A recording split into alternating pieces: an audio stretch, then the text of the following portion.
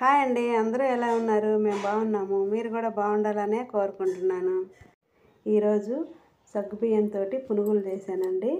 అది ఎలాగో చూద్దాము. చాలా బాగుంటాయండి.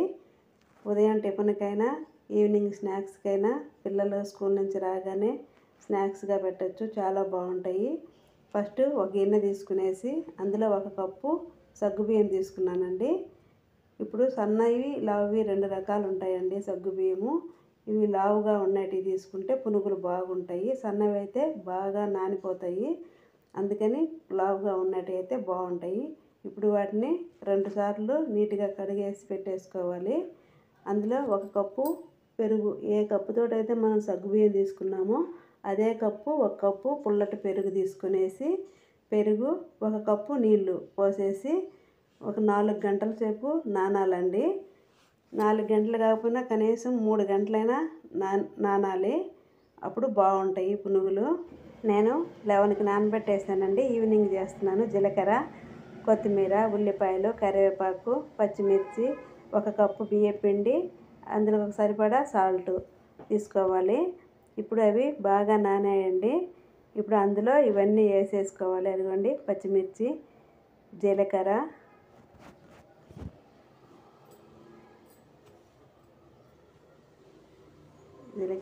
కరివేపాకు,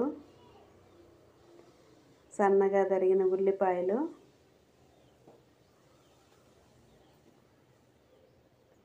కొత్తిమీర,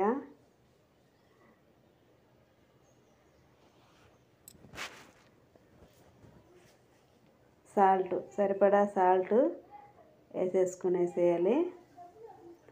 ఇప్పుడు బియ్యపిండి కూడా వేసుకోవాలి. 1 కప్పు బియ్యపిండి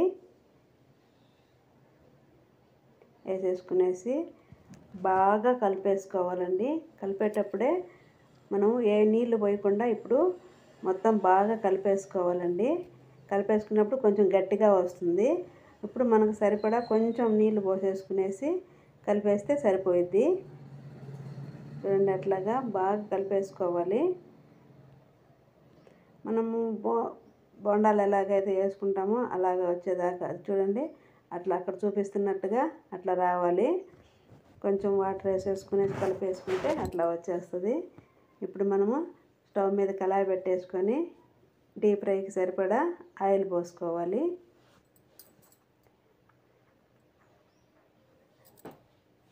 ఆయిల్ బాగా వేడెక్కిన తర్వాతనే మనము వేసేసుకోవాలండి ఒక్కొక్కటిగా.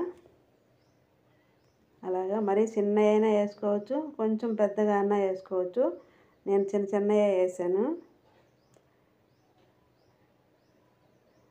ఒకదానికొకటి తగలకుండా నీట్గా కొన్ని మాత్రమే వేసుకునేసేయండి. ఎక్కువ వేసుకునేస్తే బాగా కరుసుకుపోతాయి, ఒకదానికొకటి అంటుకుపోతాయి.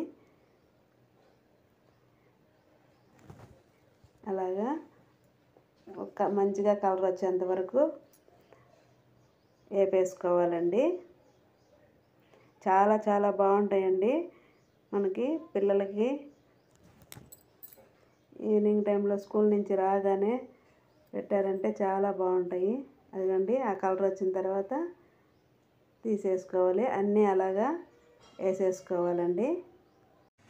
అన్నీ అలాగే చేసేసుకోవాలండి. మీరు కూడా ట్రై చేయండి, చాలా బాగుంటాయండి. ఇందులోకి పచ్చి కొబ్బరి టమాటా చట్నీ అయితే సూపర్ ఉంటుందండి.